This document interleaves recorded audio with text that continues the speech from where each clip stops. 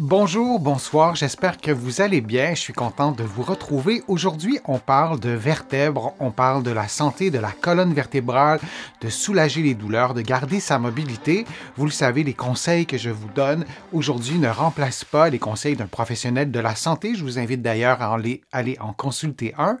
Vous allez trouver aussi beaucoup d'informations et des exercices peut-être que je vais vous donner, que je vous donne sur ma chaîne, dans mes livres, notamment mon livre 99 façons de soulager les douleurs au dos et au cou, et aussi mon livre Plus jamais malade, mon approche globale pour un corps en santé. Se faire craquer le cou soi-même est-il déconseillé? Ça fait du bien, certes, mais y a-t-il un risque à long terme à se faire craquer le cou ou le dos? La question, c'est interchangeable, c'est un peu ce sera la même réponse et c'est le même principe aussi.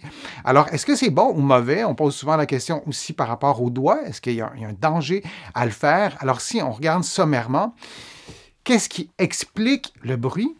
Les articulations du cou et du dos et la plupart des articulations du corps humain contiennent du liquide synovial, et ce liquide synovial a pour rôle de lubrifier vos articulations, de nourrir les structures articulaires. Il est essentiel, c'est comme de l'huile.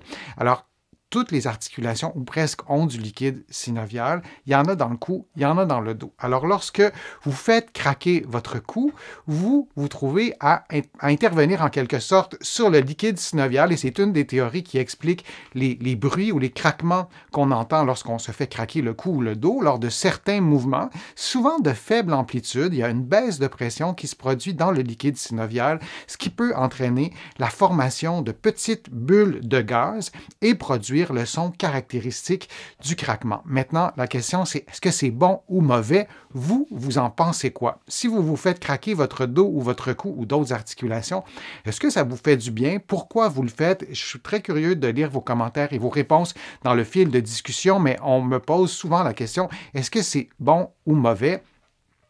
Alors, c'est intéressant de se pencher sur la réponse, parce qu'il y a des gens qui le font vraiment très, très souvent. Alors, regardons la première partie de la réponse. Est-ce que c'est inoffensif? Oui, dans certains cas. Le craquement peut provoquer un effet de détente, et c'est souvent pour ça qu'on fait craquer une articulation, le cou ou le dos ou une autre, parce que ça nous détend, ça fait du bien. Souvent, mes patients vont me dire, je le fais, puis ça me soulage. Alors, lorsqu'on fait craquer son cou ou son dos de façon occasionnelle, oui, c'est tout à fait inoffensif, il n'y a vraiment pas de souci à y avoir, mais ça peut aussi être dommageable lorsqu'on fait craquer une articulation dans les cas suivants. Si on le fait à répétition, si on le fait vraiment très, très, très souvent, plusieurs fois par jour, et parfois lorsqu'on fait craquer son cou, on le fait dans des positions parfois un petit peu périlleuses. Donc, on place ces articulations en fin de mouvement, et lorsqu'on le fait vraiment très souvent, oui, il peut y avoir des dommages de fait. Ça, c'est une possibilité. Si c'est une autre personne que soi qui fait craquer notre cou, et particulièrement notre cou, mais toutes les articulations, ça, c'est absolument déconseillé. En présence de raideur articulaire, en présence de douleur et en présence d'instabilité cervicale. Qu'est-ce que l'instabilité cervicale? Bien, vous allez avoir des vertèbres, et on peut avoir de l'instabilité à d'autres articulations qui auront une mobilité accrue, qui auront trop de mouvements en quelque sorte, et des mouvements dans des positions, dans des postures pendant lesquelles vous ne contrôlez pas ce mouvement-là. Il y a des gens qui ont eu un gros accident de voiture, par exemple, il y a eu des blessures aux ligaments, et la tête des ligaments, elle est permanente. Les ligaments ont été étirés, et le rôle des ligaments est de stabiliser la région cervicale. Et évidemment, sans doute, le cou, à travers le cou passe la moelle épinière. Et cette moelle épinière-là contient des circuits nerveux essentiels à notre mobilité, essentiels à notre sensibilité et essentiels à notre survie, notre respiration. Alors, si on se fait craquer le dos, s'il y a une autre personne qui nous fait craquer le dos, ce qui est totalement déconseillé, il pourrait y avoir aussi des dommages permanents, particulièrement dans un contexte d'instabilité cervicale. C'est vraiment important de se souvenir de ça. Donc, on doit pas du tout le faire faire par quelqu'un d'autre. Et j'y reviens dans les prochaines secondes, mais pas quelqu'un, surtout pas quelqu'un qui n'a pas les compétences ou même qui est en droit de le faire selon les pays. Il y a des lois et des règlements qui changent. Mais ici au Québec, on ne peut pas faire une manipulation sur un coup. À moins d'avoir les compétences et d'avoir un titre réservé. Dans l'instabilité cervicale, bien sûr, il y a des vertèbres, hein, on s'en doute, c'est-à-dire que ça implique les vertèbres, mais dans le cou, et j'ai mis cette illustration-là sciemment, l'articulation centrale, pardon, l'illustration centrale, c'est pour vous montrer qu'il y a des vaisseaux sanguins. On le sait, là, mais regardez à quel point ils sont nombreux. Et regardez au niveau du cou, il y en a beaucoup. Et sur l'image de droite, en tout petit, on voit le cou dans un autre plan de l'espace. Et on peut voir aussi qu'il y a des vaisseaux sanguins, on les voit en rouge, qui traversent les vertèbres littéralement. Alors imaginez, s'il y a un mouvement qui est fait pas de la bonne façon, ben, on pourrait avoir des dommages qui sont faits aussi aux artères qui passent à travers la région cervicale. Les artères ne passent pas à travers la région dorsale ou lombaire. C'est spécifique à la région cervicale et ces artères-là vont vasculariser, vous le voyez dans l'illustration centrale, vont vasculariser la tête, le crâne, le cerveau. Évidemment, elles sont essentielles, encore une fois, à notre fonctionnement, mais aussi à notre survie. Donc, se faire craquer le dos lorsqu'on a une instabilité cervicale ou dans d'autres contextes aussi, ça peut avoir des conséquences dommageables. Je vous ai donné la liste d'éléments, et elle n'est pas exhaustive, de circonstances où ça serait vraiment préférable de ne pas se faire craquer le dos. Et la différence entre une mobilisation vertébrale et une manipulation vertébrale, c'est des termes qu'on connaît bien en physiothérapie ou en kinésithérapie. Dans le langage commun, c'est peut-être des mots interchangeables. Or, ces mots ne sont pas interchangeables, en tout cas d'un point de vue strictement médical. Alors, une mobilisation vertébrale, c'est une technique manuelle qui induit un mouvement doux et graduel qui ne provoque pas de bruit articulaire. L'objectif, c'est d'augmenter progressivement l'amplitude des mouvements, de réduire la raideur, par exemple, de soulager la douleur. Avec nos patients en réadaptation, on mobilise le bras, on mobilise le cou, donc on fait des mobilisations. C'est la définition la plus simple que je peux vous donner. On pourrait élaborer un peu plus, mais je pense que vous voyez l'idée. Maintenant, la manipulation vertébrale, c'est pas tout à fait la même chose. En fait, c'est pas du tout la même chose. C'est un mouvement rapide et de faible amplitude effectué à la fin d'une mobilisation. Et il est réalisé, ce mouvement, par un professionnel de la santé qui est en droit de le faire.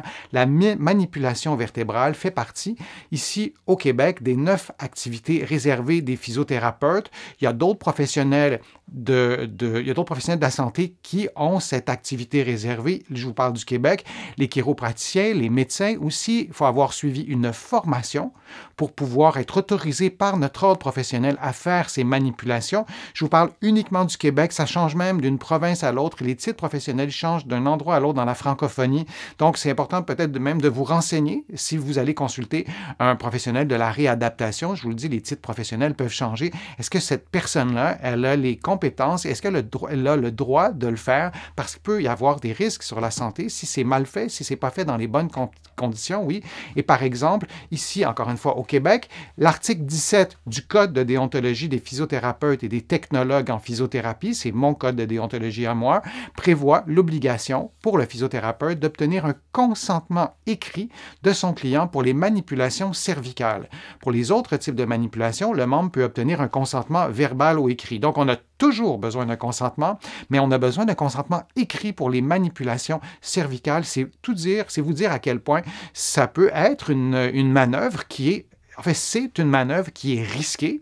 On doit évaluer la condition du patient. Parfois, c'est approprié, mais on est forcé en fait de demander une autorisation, l'accord du patient de façon écrite. Alors, je voulais souligner ça parce que c'est important de le dire et de le répéter. Donc, se faire craquer soi-même le cou, si on le fait à l'occasion, il n'y a pas de dommage qui peut être démontré systématique.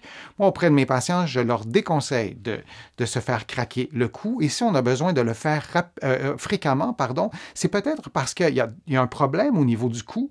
Et peut-être que lorsqu'on le fait craquer, ça nous soulage temporairement, parce que le soulagement, il n'est que temporaire. Peut-être qu'on aurait besoin d'avoir une évaluation pour comprendre ce besoin fréquent de se faire craquer le cou ou une autre articulation.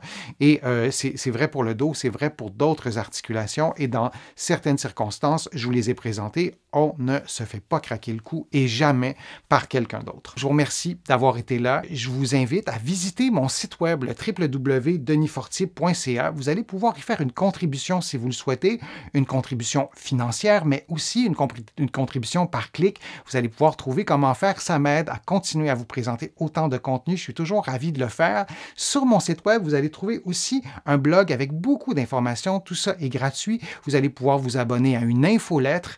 Toujours gratuitement, vous allez pouvoir aussi vous abonner à des courriels thématiques. Donc, vous allez recevoir des courriels sur des thèmes précis et vous allez trouver beaucoup d'informations dans mes livres que vous pouvez trouver partout au Canada, en librairie et sur le web. Et mes livres sont aussi de l'autre côté de l'Atlantique, notamment mes livres sur les problèmes de dos et de cou, sur le vieillissement. Mon plus récent livre, Plus jamais malade, mon approche globale pour un corps en santé, et il y en a beaucoup d'autres.